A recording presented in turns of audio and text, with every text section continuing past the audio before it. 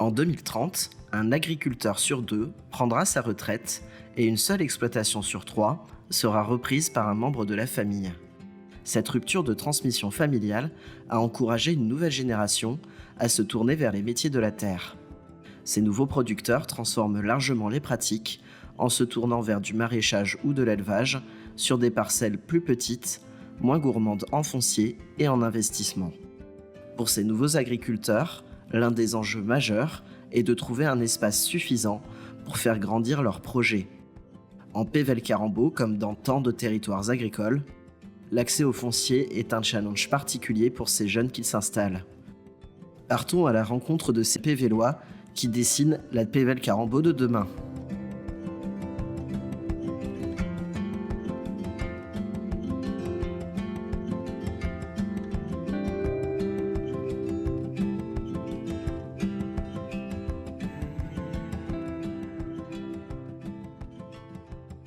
Alors en fait, moi à la base, j'étais en couveuse d'entreprise sur l'association L'Air des Pichoulis. Et c'est la présidente de cette association qui connaissait quelqu'un ici et qui du coup a pu me mettre en contact parce qu'il savait qu'il recherchait un maraîcher ou une maraîchère pour s'installer.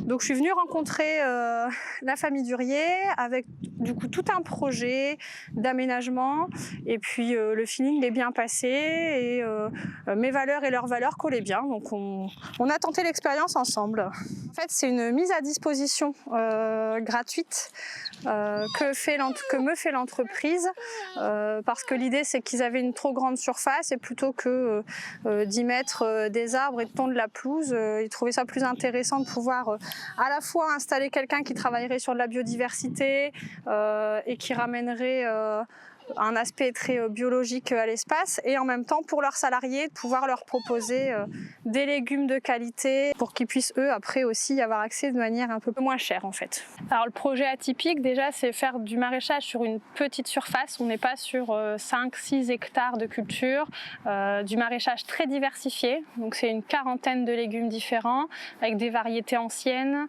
en bio, en traction animale et en fait au-delà du bio, moi je n'utilise aucun produit ni synthétique ni naturel sur ma production, je mets vraiment rien du tout. Je ne suis pas passée par le lycée agricole, je ne suis pas prioritaire en fait sur les demandes de terrain et les terrains sont très rares à la location et très chers à l'achat. Donc m'installer ailleurs ça aurait été compliqué et là j'ai vraiment la chance que Durier Agencement finance une partie de mon installation aujourd'hui et c'est ça aujourd'hui quand même qui me permet de pouvoir continuer en sachant que j'ai quand même un deuxième emploi parce que financièrement ça reste compliqué parce que les débouchés sont pas là. Les gens ont quand même beaucoup de mal à acheter local, à acheter du bio, on a tendance à nous dire que c'est trop cher. Aujourd'hui l'entreprise je génère aucun salaire et je suis toujours là parce que Durier Agencement me permet de ne pas avoir autant de charges que si j'étais installée sur un terrain que j'avais acheté ou que j'avais en location.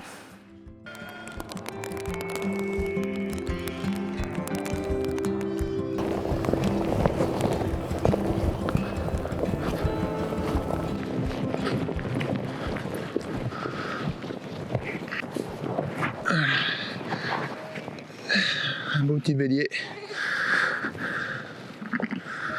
Il a quelques heures là. Je vais le boucler pour le reconnaître, savoir qui est sa mère, qui est son père. Là on est dans la zone d'extension de crue du Pont-Tordoire où les moutons pâturent. Donc en fait ils pâturent dans différentes zones, dans différents carrés et en ce moment c'est la période des mises-bas. Donc je viens voir tous les matins, voir si les mises-bas se passent bien. Parfois j'interviens, ça m'arrive, j'espère le moins possible. Ensuite, quand les agneaux sont nés, je les récupère, je les boucle, je vois qui est la mère, je regarde si tout va bien et puis je les laisse avec la mère. Et voilà, c'est le travail principal. Avant, je travaillais en bureau d'études, j'étais ingénieur en bureau d'études, donc je faisais un métier passionnant de travailler sur des bâtiments environnementaux, mais j'avais besoin de retrouver la nature, d'être dans la nature. Je suis dehors toute l'année, avec les super moments quand il fait beau, avec d'autres moments où là il pleut, mais c'est aussi important qu'il y ait de la pluie pour que l'herbe pousse. Et du coup, voilà, je suis très heureux d'être là et puis de participer à une agriculture respectueuse de l'environnement. Quand quand j'ai voulu lancer mon élevage de moutons, j'ai frappé un peu à toutes les portes, tout azimut, pour pouvoir trouver des terres. Et donc j'ai trouvé différentes pâtures en location. Il y a aussi des appels à la candidature pour pouvoir bénéficier de terres communautaires, par exemple. Et donc voilà, je me suis positionné et puis j'ai eu la chance de pouvoir avoir ces terres. Et puis j'en ai d'autres que je loue aussi. Et donc au global, j'ai réussi à m'installer, même si ça n'a pas été évident et ça reste toujours précaire aujourd'hui. Aujourd'hui, avec la communauté commune, j'ai un contrat pour cette ZEC-ci, effectivement, où c'est un échange gagnant-gagnant. La ZEC est entretenue et moi j'ai à manger pour mes moutons.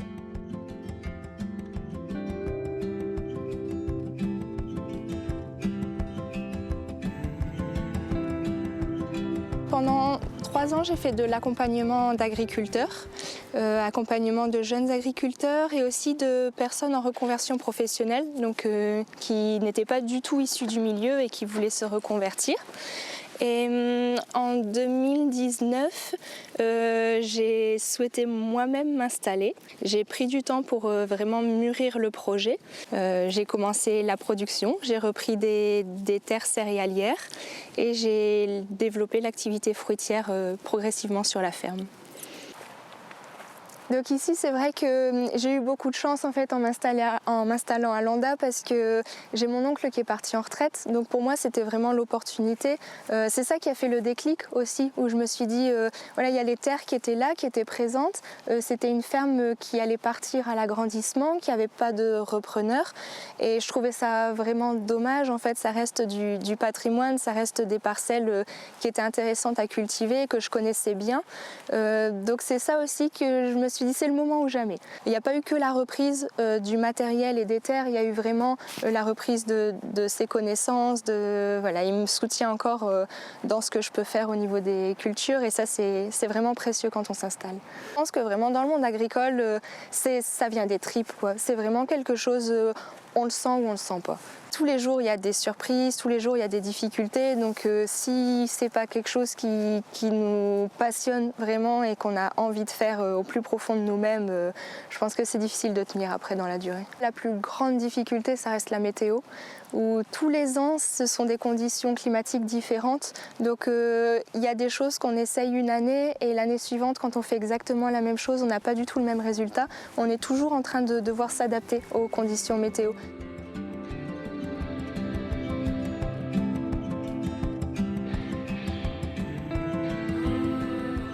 Et ben moi j'étais architecte paysagiste au départ, donc dans mes études j'avais vraiment fait ce travail-là parce que j'étais passionnée par les plantes, j'étais passionnée par le végétal. Manque de peau en fait quand on travaille dans ces emplois-là, on passe son temps derrière un bureau avec des logiciels qui sont pas forcément sympas et on voit pas du tout le végétal, c'est vraiment une toute petite partie en fait du temps de projet. Donc j'en ai eu marre, j'ai voulu partir et j'ai eu la chance en fait de trouver ici au Cerf du Carambeau en fait un emploi saisonnier. Donc voilà, donc j'ai travaillé pendant 2 ans ici où c'était chouette et je suis tombée par hasard sur la production de fleurs coupées. Je me suis dit mais c'est génial ce truc, parce qu'on est dehors, il y a les fleurs et voilà, et il y a la partie création et vente directe aussi. Donc ça réunissait tous les critères, voilà. La couveuse, je trouvais que c'était un bon compromis, moi qui me rassurait. Donc l'idée c'était vraiment voilà, aussi de se tester. On est accompagné avec des formations en économie, en juridique, en communication. Et voilà, et ça permet de se tester sans faire trop d'investissement et de vérifier si ça marche ou pas avant de faire voilà, ces vraies installations. Et j'ose espérer aussi que ça permette d'aller voir une banque dans 3 ans en disant ok, regardez mes chiffres, je vends, ça fonctionne. S'il vous plaît, donnez-moi un prêt parce que voilà, c'est des choses qui sont compliquées aussi aujourd'hui et encore plus en fleurs coupées où les banques n'ont absolument pas de recul sur cette production en tout cas. Je suis arrivée sur ce terrain-là où il n'y avait absolument rien, c'était une pâture.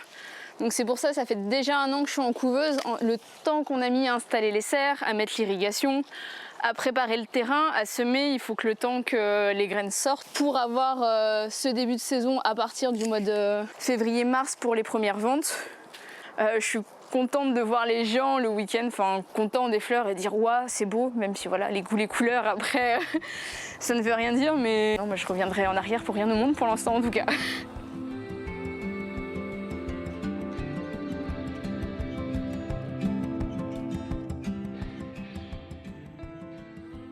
Donc Jean-Luc, on est ici sur ta commune de Ouanea, juste à côté donc, de la zone d'activité de la Marèche.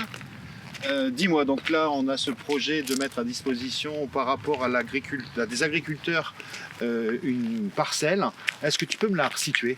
Oui, alors en fait, la zone d'activité, la première tranche sera sur l'avant ici, jusqu'au rond-point qui se situe juste là derrière. À partir du rond-point, il devrait y avoir une deuxième tranche qui devrait se faire d'ici quelques années s'il y a de la demande.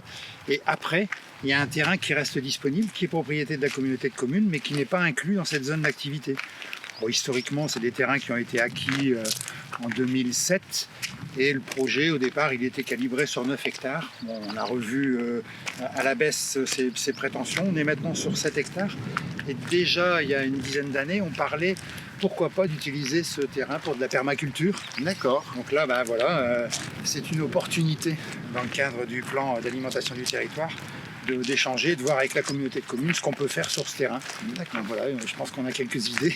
On a quelques idées. Donc là, on a à peu près, si je ne me trompe pas, 1,6 hectare. Oui, c'est ça. C'est ça, ouais. Que l'on pourrait mettre dans le cadre d'un appel à candidature à disposition d'agriculteurs novateurs sur ta commune. Oui, et c'est vraiment un projet qui nous tient à cœur parce que, voilà, permaculture ou peu importe, mais avoir quelque chose de novateur qui permette déjà d'utiliser ce terrain qui est pour l'instant uniquement, je dirais, utilisé par un agriculteur qui est en retraite et qui fait l'entretien. Donc c'est un peu dommage parce que ces 2 hectares doivent pouvoir servir à quelque chose. On est dans une plaine. Il n'y a pas trop de contraintes, il y a pas, voilà, on est en train de regarder tout ce qui est par rapport à l'eau. Et je me dis que maintenant, avec les récupérateurs d'eau, etc., on doit pouvoir faire quelque chose de sympa et puis de respectueux de la nature. C'est ça l'idée. D'accord, et on s'inscrit pleinement dans notre projet d'alimentation territoriale, comme tu le disais. Ah, bien sûr. Aujourd'hui, donc, ça sera donc cette première pierre à l'édifice sur Ouanein, et on espère après pouvoir mettre en place ce type de projet sur l'ensemble de Pével-Carambeau. Voilà.